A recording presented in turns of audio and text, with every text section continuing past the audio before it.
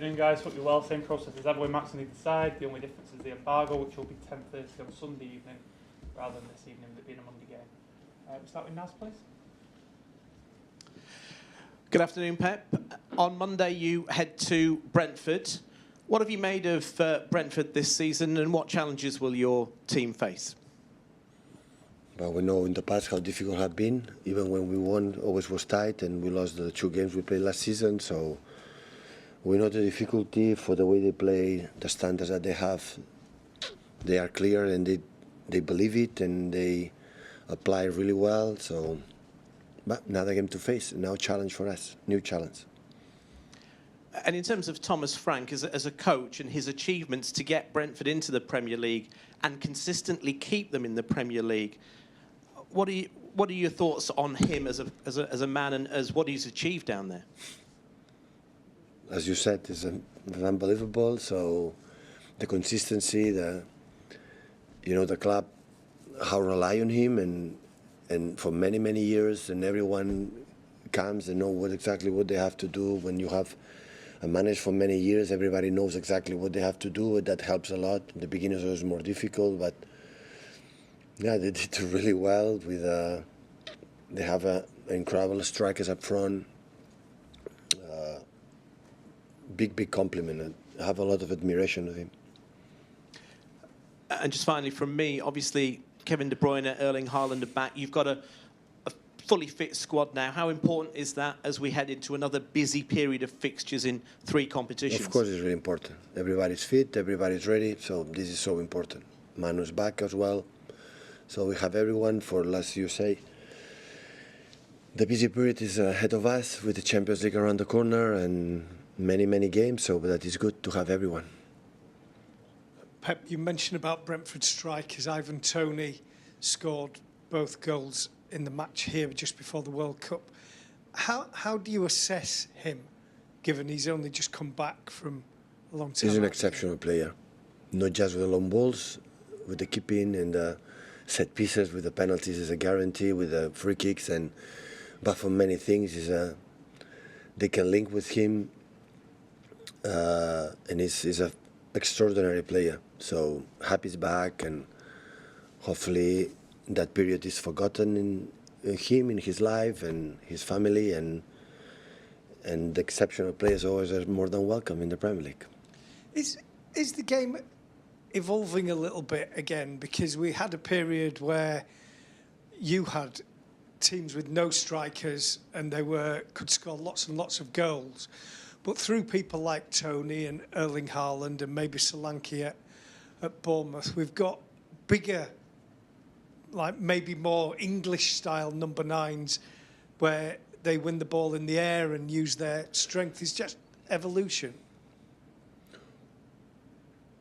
You have a striker like the names you name it. You don't play long balls. You don't play like a typical English style, like you said before. So that doesn't mean it's the way the team play, not because you have a proper striker.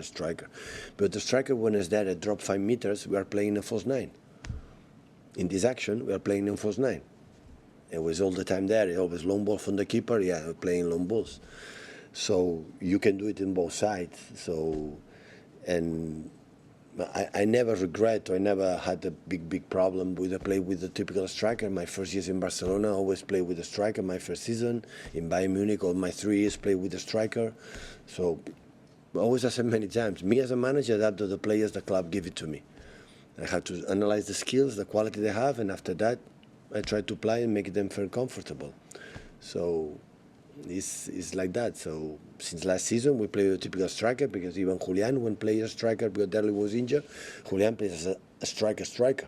Different skills, different movements, but it's what it is. So, but Brentford, of course, use a lot the set pieces. They are so dangerous in the throwing, free kicks, corners, really strong, and yeah, you use a lot direct balls, and you have to adapt, of course, because they are really good on that.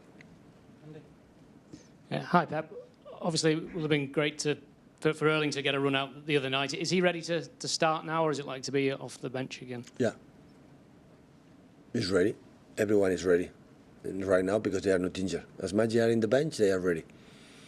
And John Stones to play 90 minutes. How's he feeling after that? Really good. It was not muscular. The injury was a little bit the ankle, and when the ankle is okay, the risk is minor, I would say. And yeah, it was good. It still needs, make a step forward. It's not the John Stones that we met last season, but yeah, step by step, we have a lot of setbacks this season for many injuries, and hopefully he can, now continue and avoid it. Hi, Pep. You might have seen the Spanish press have started writing some articles about Erling Haaland, suggesting that he's unhappy in Manchester. I just wonder, is that, from your view, a tactic just to try and unsettle him? I don't know. You have to ask the media from Madrid if they are unhappy. So maybe they have more info than we have. I don't have that. We don't have that feeling that he's unhappy.